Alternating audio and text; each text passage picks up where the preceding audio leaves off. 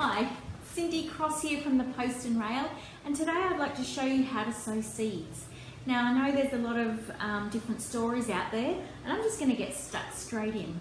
All I've got here is some potting mix, so don't get too excited about seed raising mix. It can be whatever you've got to hand. Seed raising mix is a little finer, and potting mix has a bit more fertiliser in it. However, I've experimented, they both do the same, so I've just got some potting mix lying around. It could be old potting mix, it doesn't really matter. It could be sand and peat mixed together, but already that sounds like too much hard work for me. So I just opened a bag of potting mix. Now I've put it in, I've kept some of these from when I bought big tomatoes last year, the square pots, and I've also kept some punnets from some of the seedlings I've grown. I don't throw these out because I reuse them. Very easy to do. So, tomato time. Let's get stuck in. I've got these tomato honeybee, little golden yellow ones. Now there's a couple of rules with seeds. Not really rules, guidelines. You know I don't like rules. So the thing is, however big your seed is, it needs to go twice as deep. But what if your seed is really, really fine? Like today it's windy. This seed could just blow away. So I'll show you what to do with that. Okay, I'm just going to tip some out in my hand. They are like sesame seed size, that's how big they are. And what I'm going to do is sow 10 or 12 in this punnet. Oops, see one just slipped there. Oh, and one there. Okay, so that's the golden one. There's at least a dozen seeds in that punnet. Now, tomatoes germinate really well, so I don't really want to sow the whole punnet. There's about 50 or 60 seeds there. I don't want 50 or 60 of this one variety, and they're all going to germinate. So that's, we just leave it at that. Now, so in that punnet that I've put them in, I've tamped it down. Now, they're too small to bury. So what I'm going to do is actually come along, I've got my spare pot here. I'm just going to lightly put in a bit more potting mix on top. Now, because I'm hopeless and busy and get distracted, I don't want to forget which one I put it in. So, I love my little trolley here. I've got a little setup where I've got paddle pop sticks, secateurs. Well, this is my propagation trolley. So, I've got all my seeds that I've saved. I've got them in boxes of out of season veggie seeds, in season veggies, flower seeds, so that I know where I've got, what I've got and where I've got it. So, I'm just going to write tomato. Well, that pen's right.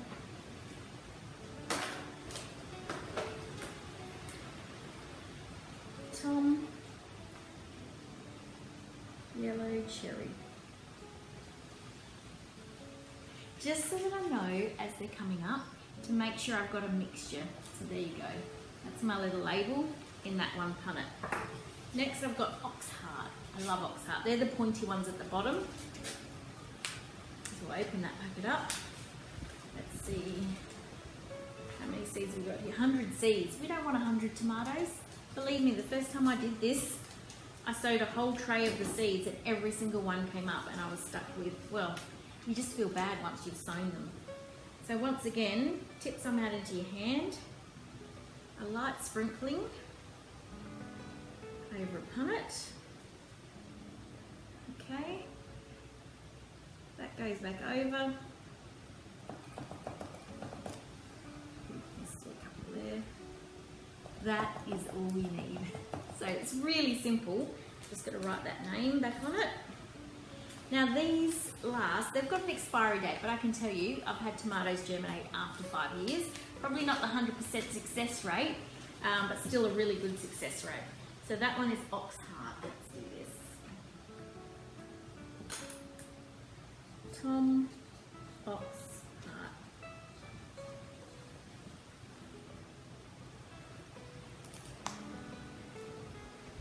Now, Rouge de Marmande. French this one. Now the reason I plant Rouge de Marmande is because it's that puckered Italian tomato and it's a very good early variety. So what have we got here? We've got lots of seeds again. 50 seeds in this pack. We don't need 50 plants of this. So once again, gently sprinkle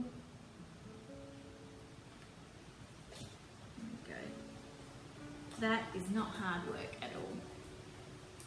Now when they get bigger and they germinate, which will take about a week to 2 weeks, and that's why I'm doing it now, which is before spring. It's still in August, mid-August we are, and we're doing it in season. Vegetables goes there, and I'm doing it now because they take probably 6 to 8 weeks before they're actually ready to go out in the garden. And that's what you have to do when you're a seed sowing person. You have to be in advance a little bit. The good reason for doing it is, well, there's a couple of good reasons for doing it, and that is it's a lot cheaper. You get to save the seed each year, and also you grow a lot more plants for a lot less cost. But also some of the heirloom varieties, which I really like, aren't available as punnets and individual plants. They're only available as seeds. And so it's a way of growing all the weird, wacky and unusual varieties. And really, why would you just grow a round red one when there's all the different colours? I think one year I grew about 12 different cherry tomatoes, and my goodness, did they look good on a plate. And the flavours, of course, anything is brilliant there. So that one was Rouge de Marmande.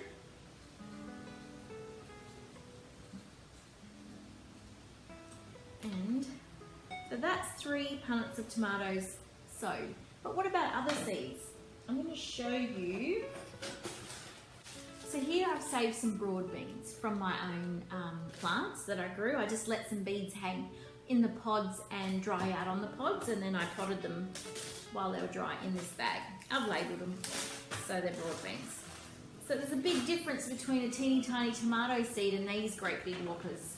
So here's where the general rule, or the guidelines, if you will, comes into it.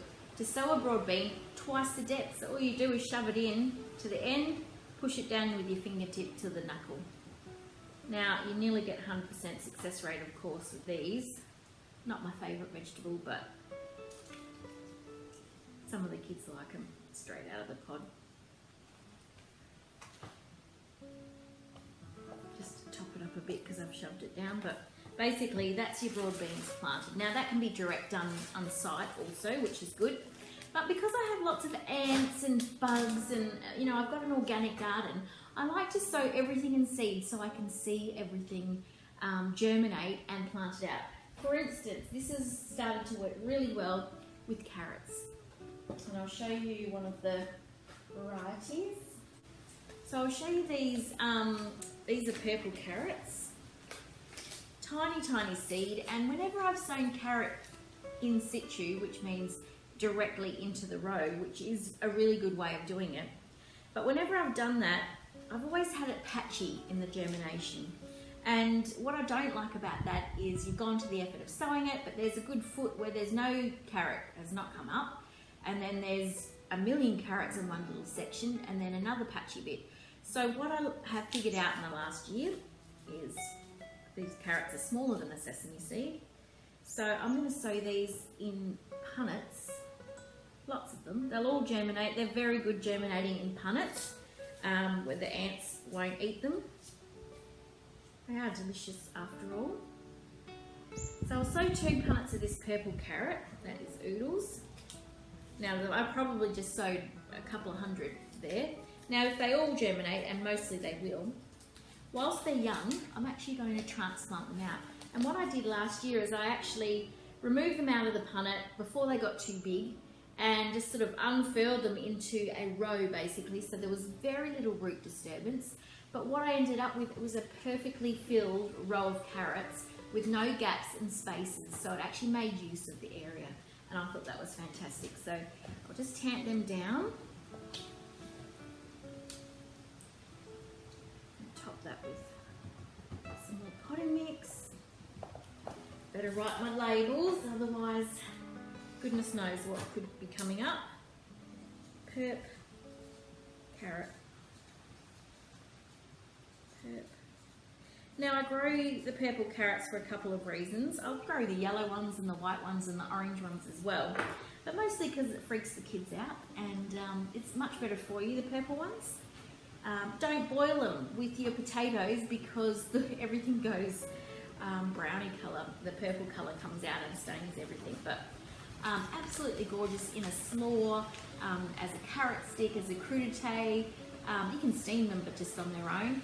But my goodness, is it gorgeous on the plate. And I just think, wow, you can buy so many orange carrots, but you can't buy these purple ones, so why not grow them and keep your heirloom seeds going? Anyway, thanks for watching, and I hope you like my guidelines. A pretty easy rule, basically. Twice the depth of the seed, but if your seed is really fine, because next I'm going to do poppy seed as well, for oriental poppies. And this is basically, you know, those poppy seeds that you garnish pastries and things with. That is the size of it. So what are you going to do if it's tiny? You can't exactly bury each seed. So it's really just a matter of a light sprinkling. I feel like I'm doing pastry work here. And then top it up with potting mix. Otherwise, use your finger to press the big seed down. And as a general guideline rule, it's twice the depth. Now I'm just going to label these and water them in. And I found a spot next to the house which is sunlight, has sunlight, the rain lands on it, and it's protected from the wind and the frost, and that's a perfect germination spot. I find if it's actually undercover, I forget to water it, and it does actually dry out undercover. So I like putting it in a spot where it does actually get rained on, which helps me out because I haven't got time to be looking after all this stuff. Hope you enjoyed watching it, and thanks very much.